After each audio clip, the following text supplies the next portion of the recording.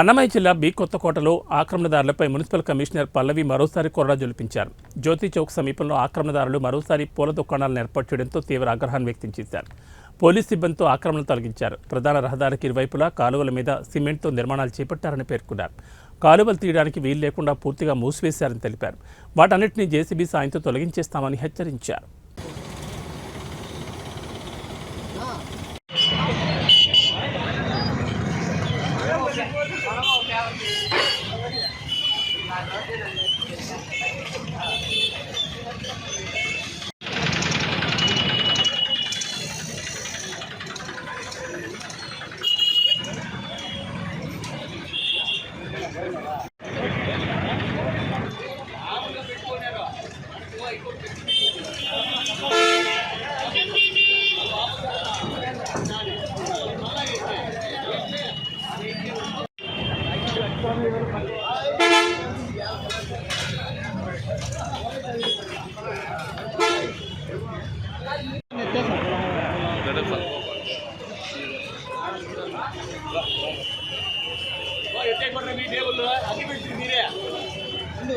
బాగుండే దానికి అగ్గి పెట్టి